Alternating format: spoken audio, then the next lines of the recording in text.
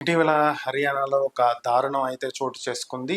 ఒక టీచర్ ఒక వ్యక్తి ఏడిపిస్తూ ఉండటం జరిగింది. సో, అతని బాధలు భరించలేక అతను రెగ్యులర్‌గా వెంటపడుతూ వేధించుతూ ఉండటంతోటి, ఆ వేధింపులు భరించలేనటువంటి ఆ టీచర్ స్థానికంగా ఉన్నటువంటి పోలీసులకు ఫిర్యాదు చేయటం జరిగింది.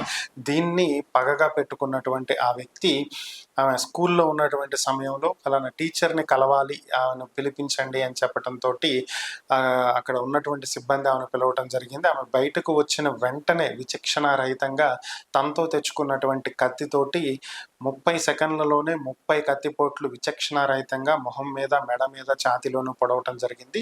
ఆమె గట్టిగా కేకలు పెట్టడంతోటి ఆ ప్రైవేట్ స్కూల్ అడ్మినిస్ట్రేటివ్ ఆఫీసర్ బయటకు పరిగెత్తుకు రావటం, అతను వస్తున్నది గమనించి అతని వైపు కత్తి తీసుకుని వెళ్ళటంతోటి అతను దగ్గరలో ఉన్నటువంటి కర్ర అందుకునేటువంటి ప్రయత్నం చేశాడు. ఈలోపే ఆ వ్యక్తి ఆమె మీద దాడి చేసి నంబర్ ప్లేట్ లేనటువంటి ఒక బైక్ మీద పారిపోయినట్లుగా తెలియజేశారు. ఆమెను హుటాహుటిన ఆసుపత్రికి తరలించినప్పటికీ కూడా అప్పటికే ఆమె మృతి చెందినట్లుగా తెలుస్తుంది.